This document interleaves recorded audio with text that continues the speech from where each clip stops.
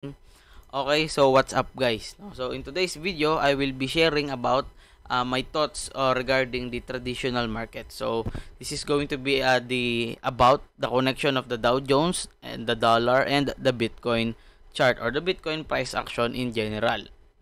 So currently, nandito tayo ngayon kay Dow Jones. Okay, so this is going to be Dow Jones. So in my Elliott wave counting, no, ang napapansin ko dito, this is looking like it is in its wave 5. Okay? So if this is going to be in its wave 5, given na this is going to be counted or treated as the wave 1, wave 2, and then wave 3, wave 4, and wave 5. If this is going to be wave 5, kompleto na yung isang cycle. So, ang sunod dyan is 3 waves down naman. Pwede siya maging A, B, C, W, X, Y, something like that.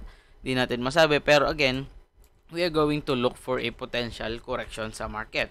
No? So, tingnan natin if meron bang signs. This is going to be on the monthly time frame. Kung mapapansin nyo, sa ating price action, ang ginagawa ni price action ay series of highs or highs, higher highs, something like that. Pero dito sa ating RSI is a high and a lower high. So that is a bearish divergence. Katulad din dito kay MACD. So meron din siyang bearish divergence. So pwede ba ito mag-trigger ng downside ng market? So for me, that is very possible. So again, this is on the monthly time frame. Napakalaking time frame nito. And if the bearish divergence in this time frame is going to, take effect, most probably, malaki or malakas ang impact, okay, na mangyayari. 'Di ba? And yun lang siguro, no? And again, if the traditional market is going to go down, most probably, no, the crypto market is going to go down as well. Bakit? Ganito 'yan. Ang nandito sa traditional markets is yung mga traditional stocks, no, na regulated ng government. Ibig sabihin, may limit ang pagbili at pagbenta, may time limit ang pagbili at pagbenta, 'di ba? Unlike kay crypto, na si crypto is 24/7, pwede kang mag-trade, pwede kang bumili, pwede kang magbenta.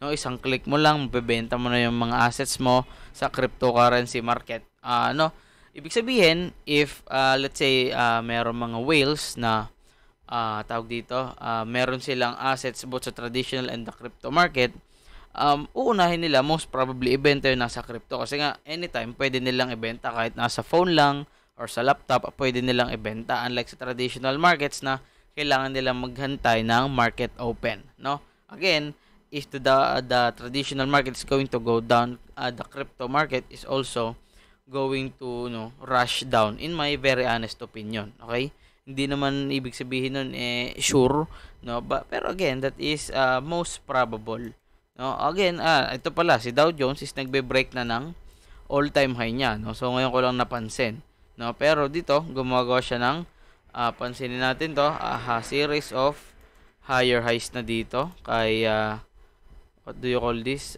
this time frame, magnet. Yan, para maganda. This is the recent high, close. This is going to be a high weekly template. Meron na tayo ditong higher high na ginagawa sa recent price action, which is this one. Okay?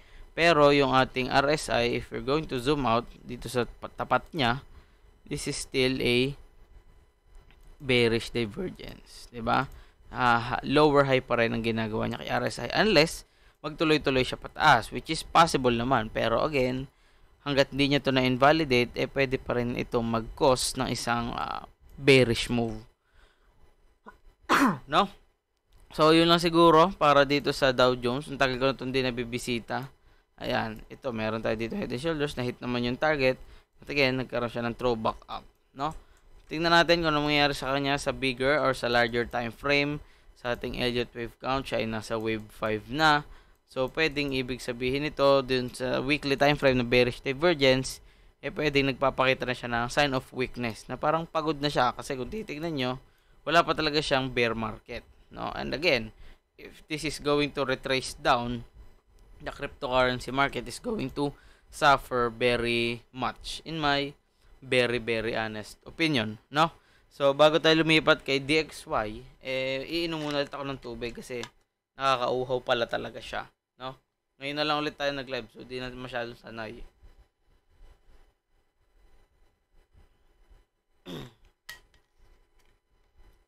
Okay. So ngayon, lipat tayo kay DXY.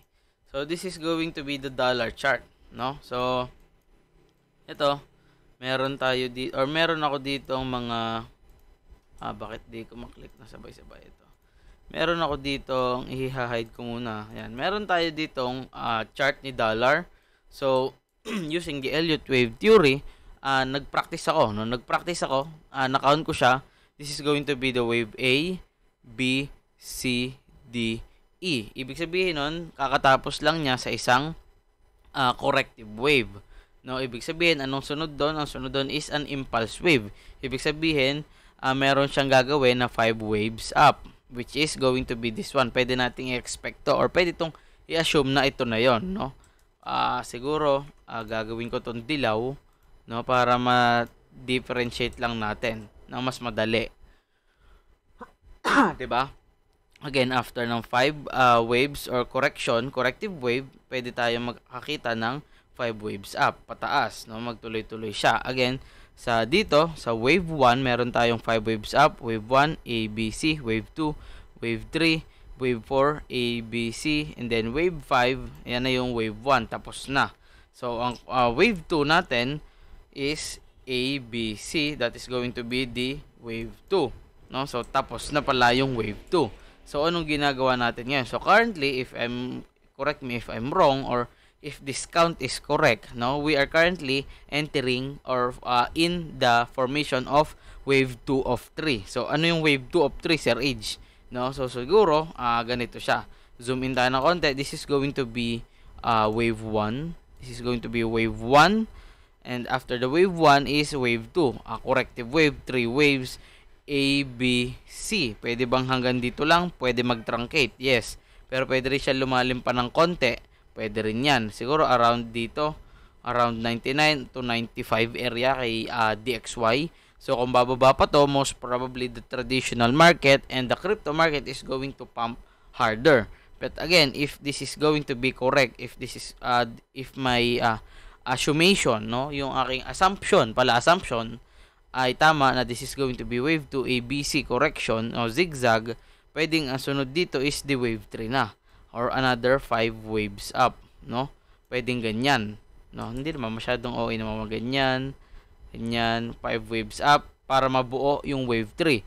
And if this is going to happen, yung wave 3 na yan, no? If that is going to happen, no, the most probable scenario is that the crypto market as well as the traditional market as well as the crypto market is going into a bear market. Kasi bakit? Lalakas si dollar. Papansin nyo yung news, yung mga ETF, lagi sila nagpo-file pero wala pang na-approve. Diba? Pag yan na-deny or let's say ma-approve din, pero kasi sa ETF is pwede ka pa rin mag-short. No? Hindi naman ibig sabihin na nag-ETF is puro buy lang ng buy. Pwede rin niya i-short ng mga big players. And again, katulad ng sinabi ko sa last video natin, meron pa tayong parang news about the solar superstorm. Again, solar superstorm is mawawala ng internet. So nasan ba ang cryptocurrency or yung hindi lang yung market niya kundi yung buong crypto. Nag-work siya kasi may internet. So kung walang internet, aanihin mo yung mga crypto mo. So let's say nagka-news na in 24 hours tatama na yung solar superstorm, most probably magbebentahan na yan ng mga cryptocurrency lalo na walang internet. So all we need is cash, no? Cash is king pa din. Ano ipambibili mo? Walang GCash, walang online banking kasi nga walang internet.